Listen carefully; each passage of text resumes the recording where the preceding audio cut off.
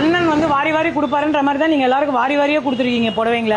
நிறைய பேரோட ரெக்வஸ்ட்ல இருந்தது அந்த கர்ணன் பட்டு சென்டர் பத்தி. சோ நம்ம வந்து போன வாட்டி போடும்போது அந்த காம்ப்ளெக்ஸ் குள்ள இருந்தது. இந்த இடம் பாத்தீங்கன்னா கரெக்டா நம்ம பனகல் பார்க்ல RMKBக்கு எதிர இருக்கு. இப்ப இது புதுசா திறந்திருக்காங்க இந்த பிரான்ச். பாருங்க எத்தனை பேர் வந்து எங்கிட்ட கொடுத்துட்டு போயிருக்காங்க. கொஞ்சம் போட்டு கொடுங்க. இது ரொம்ப பழைய புடவை போல இருக்கு சார். ஓ ஆமா மேடம். எப்படி இது பண்ணுவீங்க? இப்படி தேய்ச்சி பார்த்தோம்னா ரொம்ப வெள்ளையா இருந்தா வெள்ளை ஜரிகை, சிவப்பு கலர் இருந்தா காப்பர் ஜரிகை. இது காப்பர், இது வந்து வெள்ளி. எவ்வளவு கிழிஞ்சு கந்தலா இருந்தா கூட எடுத்துப்பீங்க. ஆமா மேடம். ஒரு சின்ன துண்டு நான் கொண்டு வந்து கொடுத்தா கூட அது வெள்ளினா எடுத்துப்பீங்க. எடுத்துப்பேன். சோ ஆட்ல வந்து நம்ம சொல்லணும் அந்த புடவையில பிளவுஸ் தைக்கும் போது கூட அது வீணாக்காதீங்க, அது தூக்கி போடாதீங்க. அந்த பிளவுஸோட ஜரிகை கூட வெள்ளி இருக்கும்.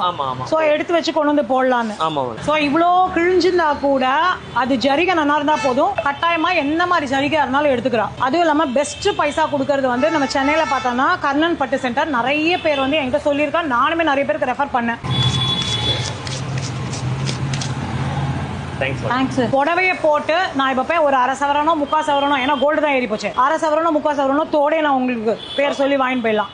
அந்த அளவுக்கு கேஷ் வந்திருக்கு. கர்ணன் பட்டு சென்டர் வேளச்சல்ல 2 கடை இருக்கு, டி நகர்ல 7 கடை இருக்கு. திரும்பின பக்கம்லாம் கர்ணன் பட்டு சென்டர் தான். புடவை வாங்குறோமா போட்டுறோமன்ற மாதிரி. சோ வேணுங்கிறவா வந்து தாராளமா யூஸ் பண்ணிக்கோங்க. இது பெரிய கடையாவே இருக்கு. இவரோட பேஜ் நான் டேக் பண்றேன். இவரோட மத்த ஹைதராபாத் பெங்களூர் அட்ரஸஸ் கொடுக்குறேன். அந்தந்த இடத்துல நியர்பை இருக்கிறவா யூஸ் பண்ணிக்கோங்க. Thank you sir.